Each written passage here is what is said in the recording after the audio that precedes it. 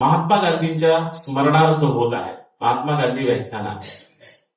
बाबासाहेबांचा आणि कबीराचा संबंध सगळ्यांनाच माहित आहे, पण महात्मा गांधींचा आणि कबीराचा संबंध तितकाच होता जितका बाबासाहेबांचा आणि कबीराचा संबंध होता। हे फारसं चर्चेत नसतं, फारसं माहीत नसतं।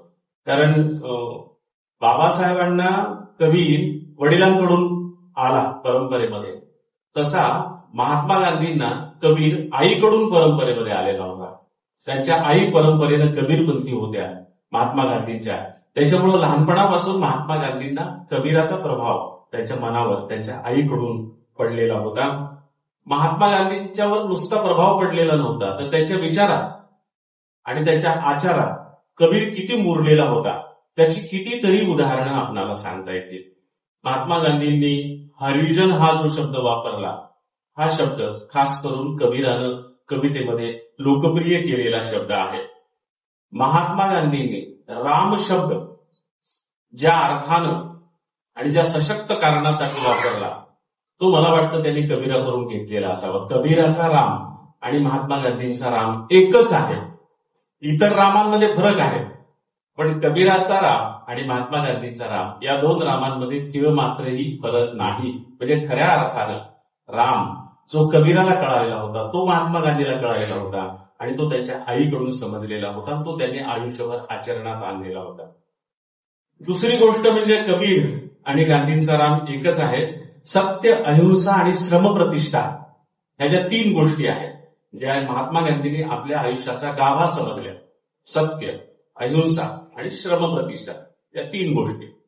मला फार आनंद वाटला की कैलासनं अंबुरेनं आमच्या त्याचा विभाग दाखवला, विद्यार्थी कल्याण विभाग, आणि तुम्ही सगळे विद्यार्थी बरेच जण तिथं मला वाटतं कामही करत असाल कमवा आणि शिका योजनेमध्ये।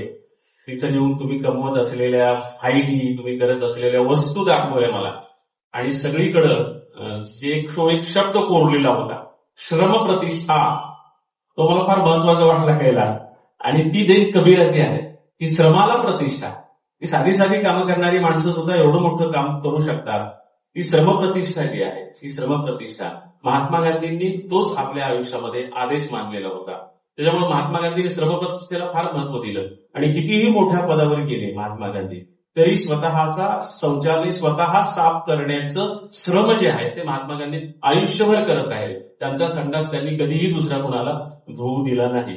ही जी कबीराची श्रमप्रतिष्ठा होती ती महात्मा गांधींनी तंतोतंत आपल्या आयुष्यामध्ये आणलेली होती। अहिंसा आणि सत्य हे तर दोघांच्याही आयुष्याचा गाभा होता। सगळ्यात महत्वाचं महात्मा गांधीवरचा प्रभाव म्हणजे महात्मा गांधींनी कबीराचा चरखा हे त्यांच्या विचाराचं प्रतीक मानलं, कारण चरखा कबीराकडे होता आणि चरखाच महात्मा गांधींच्या आयुष्याचा तत्वज्ञानाचा गाभा होता। त्याच्यामुळं हा चरखा आणि ही खादी त्या वस्तू नव्हे, हा एक विचार आहे असं महात्मा गांधी म्हणायचे, विनोबा भावे म्हणायचे। त्याच्यामुळं हा विचार जो आहे या चरख्याच्या आणि या सुताच्या पाठीमागं तो कबीराकडून महात्मा गांधींनी घेतला। त्याच्यामुळं महात्मा गांधींच्या स्मृतीप्रित्यर्थ हे व्याख्यान होत आहे आणि कबीरावर होत आहे। अशा तीन अर्थानं, तीनही पद्धतीनं आज हे व्याख्यानाचा विषय जास्त संयुक्तिक आहे असं मला वाटतं।